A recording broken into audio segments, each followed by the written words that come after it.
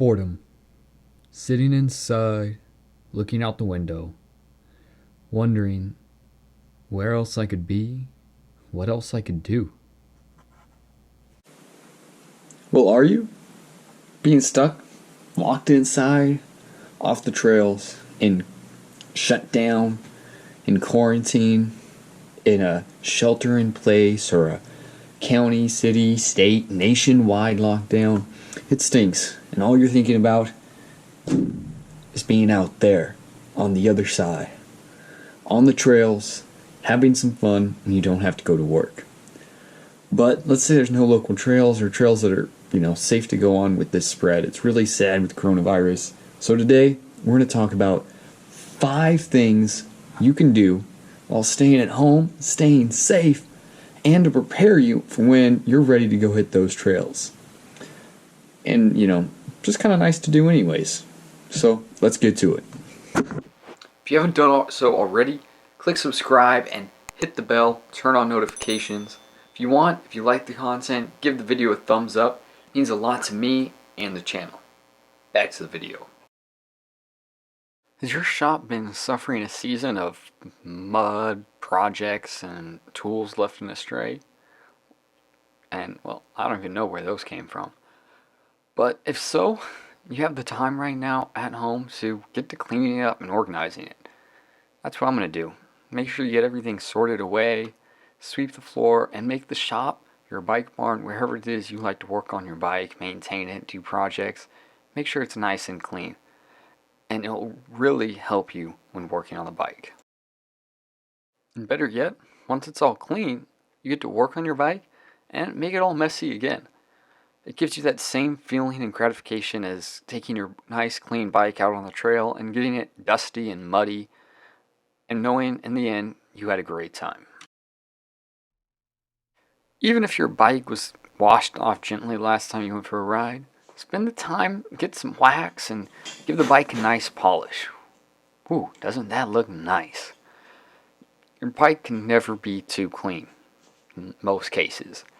And it'll really make you appreciate and realize, wow, I haven't damaged my bike as much as I thought I did. You'll be amazed at how nice your bike will look.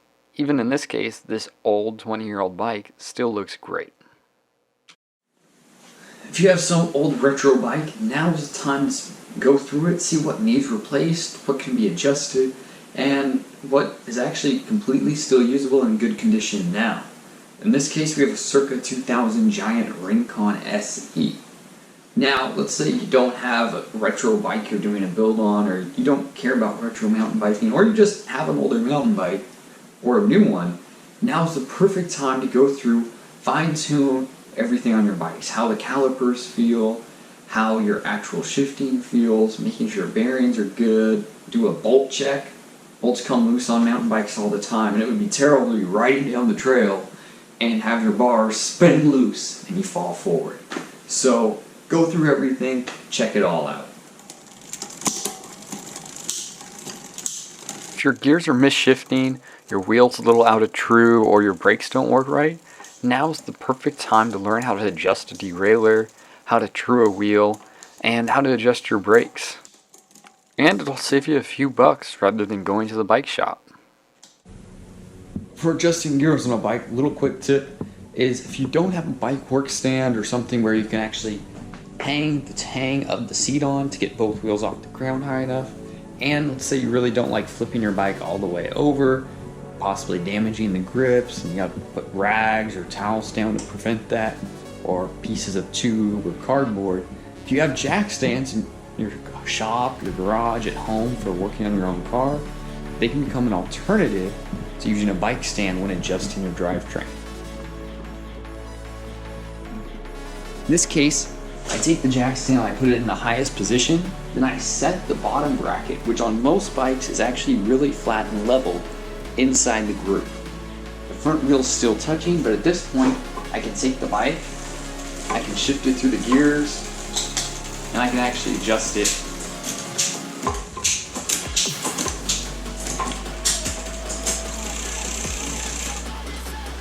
Now, it's not as nice as having an actual bike work stand, but work on, a park tool one or a homemade DIY one, or even some bike wash stations are nicer than this. But if it's all you have and you really hate flipping your bike upside down to tune the gears, it is an option. Do be wary though, I wouldn't jump on here and start pedaling myself, as if you did and you put a lot of force on the pedals, it's really easy for the bike to fall over.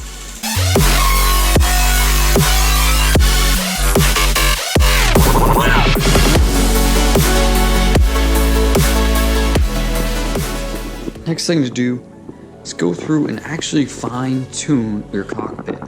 Every time I go out for a ride, I always feel like this brake lever could be in a hair better spot. The pull or the reaction of the lever is a hair off and I can adjust that. Same thing, my grips, maybe they're starting to spin a little bit. Maybe I need to tighten them down. Maybe I need to put some alcohol in there and clean out any dirt that got underneath the rubber inside the grip.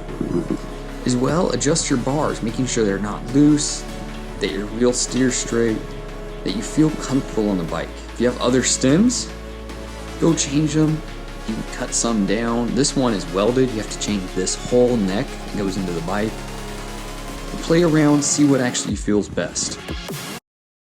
The same goes for the seat. You can slide it back, forward, tilt the nose up, or tilt the nose down. If you do a lot of climbing or descending, the tilt of the seat will make a huge difference on the comfort of the saddle. Do you smell that?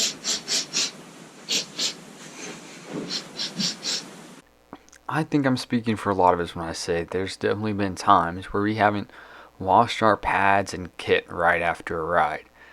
But if you're staying at home or living in the garage or whatever, you definitely don't want to be smelling that all the time. So take it out, actually wash it properly. A lot of wicking and pads can't just be thrown in the wash machine, even though it seems convenient, while others can. So read how to wash them, look it up, and actually clean them. And you'll smell a lot nicer when you're around your mates, taking a shuttle up to the top of the trail, and you just won't have that after smell inside your house. If they smell really bad though, personal tip, just use more soap, right? At least that's how I think it works. I'll find out here in a bit.